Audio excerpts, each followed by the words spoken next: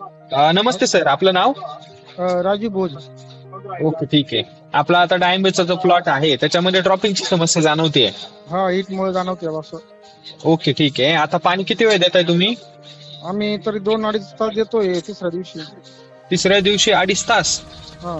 Okay, म्हणजे बाग धरल्यापासून तेवढंच देताय का आता नाही, वाढवलंय नाही, तुम्ही पाणी? आता वाढवलंय. पहिलं स्टार्टला डायरेक्ट 15व्या दिवशी दिलं, नंतर डायरेक्ट 6व्या दिवशी मग 1 तास दिलं, मग वाढत वाढत चाललं असं अर्धा तास. बरं, म्हणजे 2.5 तास 3 दिवसातनं. हा. ओके. माती कशी आहे तुमची? काळी आहे, मुरमाड आहे? काळी काळी. काळी माती आहे. ओके. आणि तुमचं जी समस्या आहे ड्रॉपिंगची, हे पाणी वाढवल्यापासून जाणवते का अगोदर पण जाणवत होती? नाही, आता पाणी वाढवल्यापासून जाणवते. ठीक आहे. हीट म्हणजे वाढलं आता नाही. हो, आंबट नाही वगैरे नाही पावसाचं नाही, वातावरण. हीटमुळे नाही.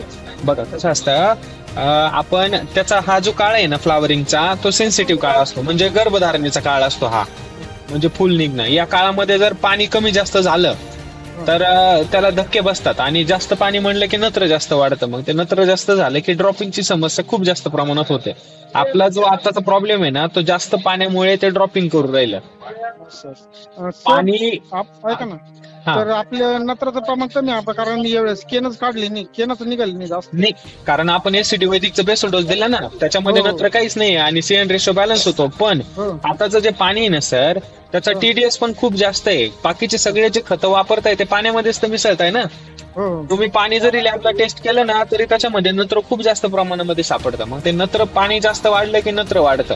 आणि निसर्गाचा एक नियम असतो, कुठलंही झाड असू द्या, त्याला पाणी जर भरपूर मिळालं ना तर ते फुटवे काढायला बघतं, बरोबर? म्हणजे शेंडा हिरवा होतो, शेंडा निघतो, पालवी फुटते. तर मग त्या पाण्यामध्येच नैसर्गिक नत्र जास्त असतं.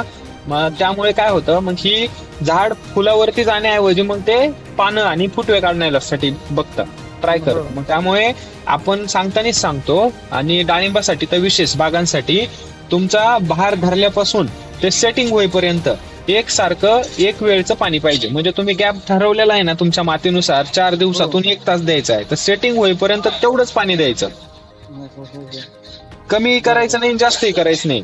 कमी केलं तरी सुद्धा प्रॉब्लेम आणि जास्त केलं तरी सुद्धा प्रॉब्लेम. आता काय करा, हे पाणी जास्त होतंय, थोडासा तानावरती घ्या.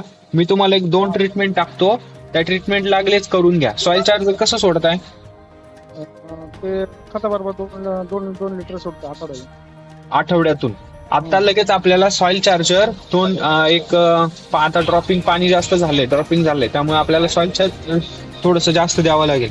तर एक साधारणतः 3 litre soil charger, 1 litre energy booster, हे लगेच आपल्याला झाडांना आळवणीसाठी वापरायचं आहे. आणि वरून एक फवारणी देतो मी तुम्हाला, ती फवारणी पाठवतो, ती फवारणी एक करायची. त्याच्यामध्ये फ्लावर चार्जर एक असेल, एनर्जी बुस्टर असेल आणि इन्स्टंट चार्जर असेल. याचं कॉम्बिनेशन मध्ये आपण ऍप्लिकेशन केलं तर ड्रॉपिंग पण थांबते आणि फुलाचं कन्व्हर्जन सेटिंग मध्ये होण्यासाठी मदत होते. आपले आता बरेचसे प्लॉट आहेत, खूप सुंदर आहेत, सेटिंग पण छान आहे.